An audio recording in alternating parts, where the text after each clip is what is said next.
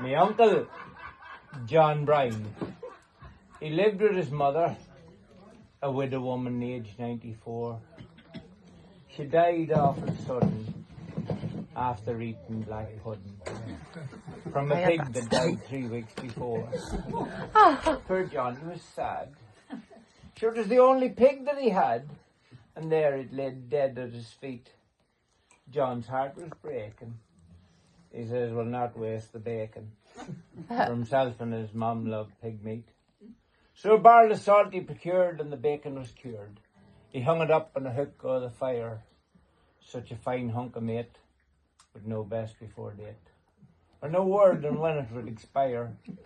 In the weeks that passed by, every morning at fry, they had 2 pork chops each round midday.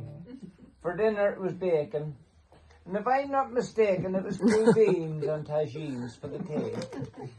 Then one Friday night, Johnny woke with a fright.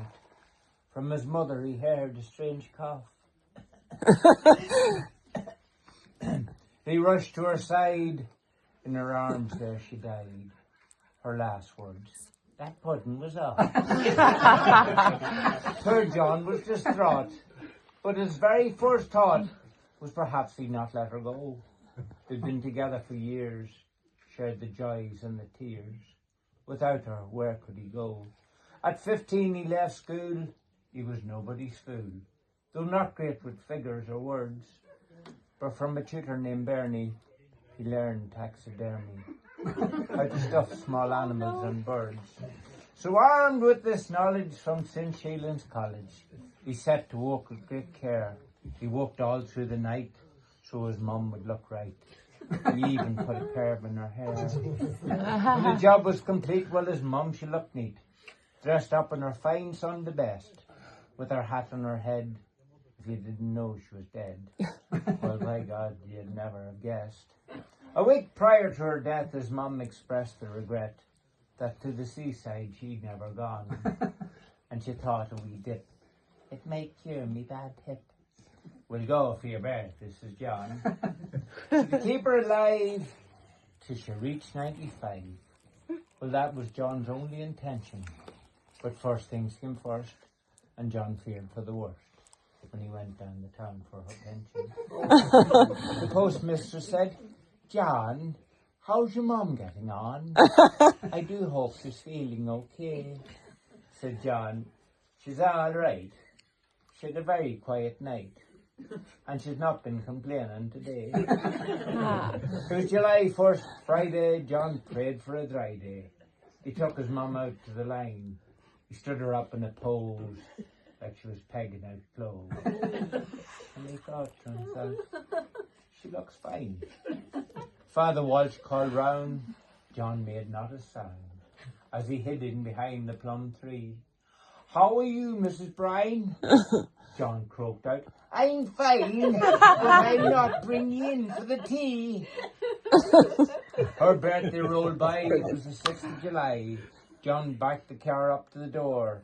He stuffed in his mum some brown bread and jam, and the both set off for Tramore. It was 4:15 when they reached the seashore. John found a quiet spot on the beach. He'd £20 in a jar. Cost him 3 for the car.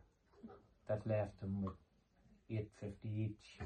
He pulled out a deck chair, put his mum sitting there, as though she was having a nap. Poured himself a small toddy, for mum a glass of my waddy, and put Ireland's own on her lap. John was soon fast asleep. Oh my God. The waves rolled in from the deep, and the sea crept closer to shore. It swirled round his mum's body, spilled her glass of my waddy. John just continued to snore. It was near 9 o'clock. Johnny woke with a shock. The tide had come in and moved on. The sun was now low. He says, "Mummy, we'll go." But your mummy was already gone. He looked out over the tide. "Oh, Mummy!" he cried, as he watched her sail over the foam. With a tear in his eye, he waved her goodbye, and he packed up his stuff and went home.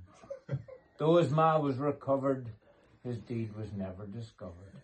They said a woman drowned age 94, but Johnny knew better, and he'd never forget her, nor the birthday they spent in Tramore. Whoa!